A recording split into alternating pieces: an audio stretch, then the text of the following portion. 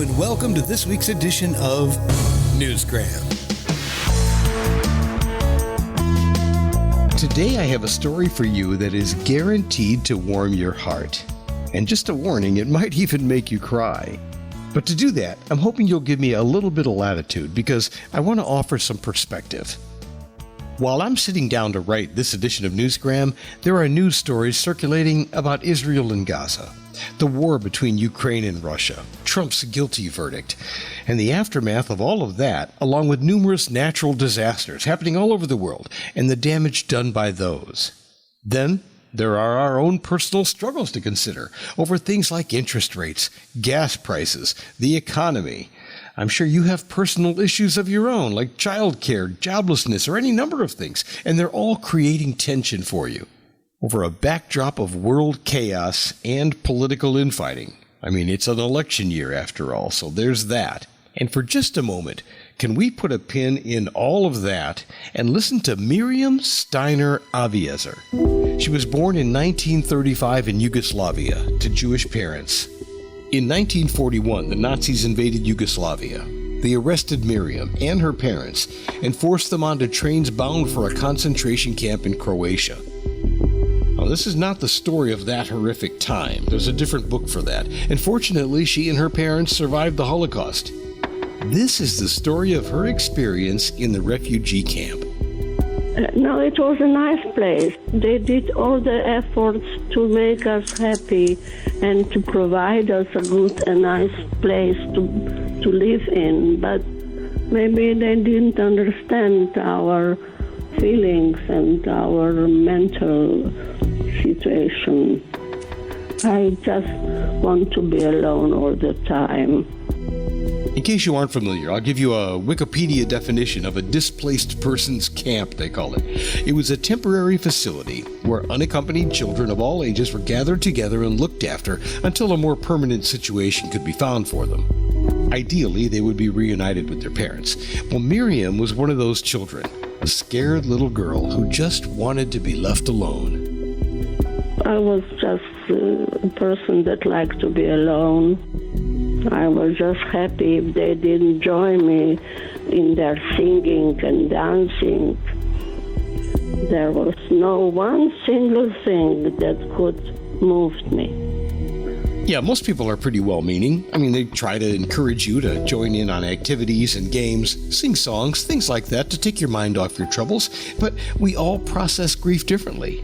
Some kids just want to be left alone, and it can be very hard to reach them. Now, we can argue all day long about Congress spending our money, but today, I just thought it would be nice to transport you back to a different time and reflect on an aid package sent out by the people of America to children living in this refugee camp in the aftermath of World War II. I really admire people of America. I think that these are people, these Americans are so concerned about what is happening around them, and they are always ready to help, and they are always ready to share what they have with others. Let's take a listen to an excerpt from the book Dear Mary. It was written and now being read by Miriam. It's about her experience and the thing that changed her life for the better. Then one day I found a big package on my bed. I was not sure it belongs to me, so I did not try to touch it. But they took all the things that were in the package and put it on my bed. When I was sure I was alone, I looked again at these things. There was candy, chocolate, toys, and a doll. I spent all that night only watching, touching, and smelling them until I finally decided to use them. I liked the doll the most. She was not new, but that's why I like her. Whoever sent it must have done it with a heavy heart, for she was giving away something very dear to her, something that was almost a part of her, and all that in order to please someone she did not know. The doll had blonde hair, she could turn her head, close her eyes and say, Mama. She had a nice red dress with white dots. She only had one white shoe, for the other one was missing. And on the bare foot was written with childish handwriting, Mary. Somehow I knew that this was not the name of the doll, but of the girl who sent it. A doll with one shoe and the name Mary written on the other foot that got sent from America as part of a large care package, and it managed to reach just the right person. I imagine a girl my age kissing her goodbye and putting her in that big box. This doll made a very long journey until she came to me. I took her in my arms and embraced her warmly. I thought I had at last met a dear friend of mine. From that day on, I was not alone, not lonely. I had my doll, which was special and mine alone, and I have a friend. It was you, Mary. I remember I was told it was a gift from the people of America. The people of America.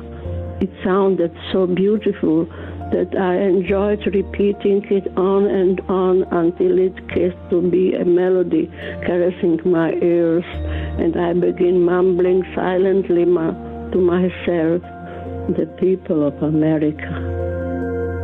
At the time, Miriam wanted to send a letter to Mary thanking her for this doll, but of course she didn't know Mary's address.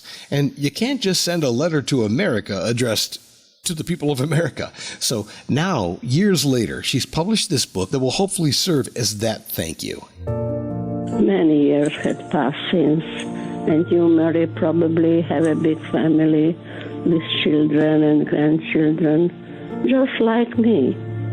I'm sure that you have forgotten about the package you have sent me many years ago, but I did not forget.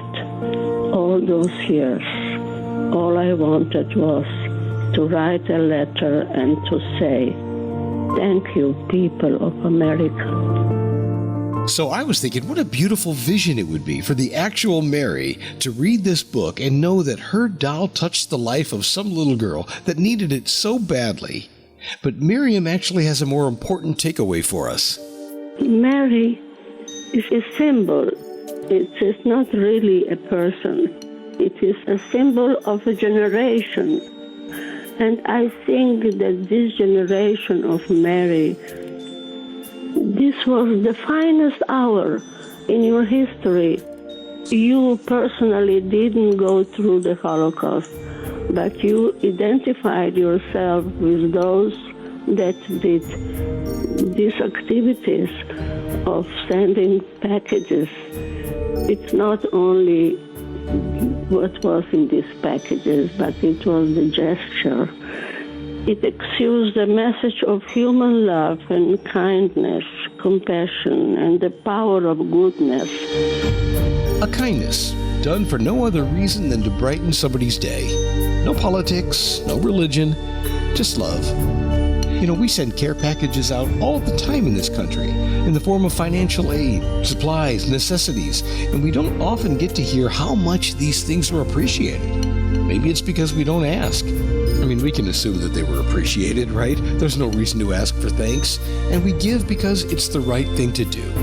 I really admire Americans, and I really think the people should have more respect for the simple American who is always concerned what is happening around and is ready to help.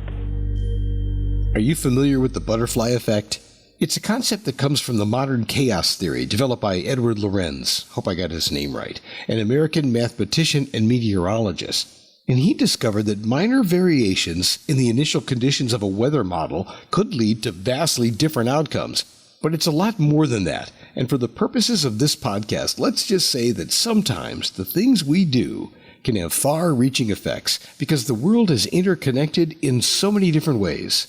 Do something out of love, and you could be sending out waves of kindness into the universe that reach far beyond our expectations, like a care package sent to a refugee camp nearly 80 years ago, resulting in a book written in 2023 that can bring a smile to a sick patient in a hospital and continue to pay dividends.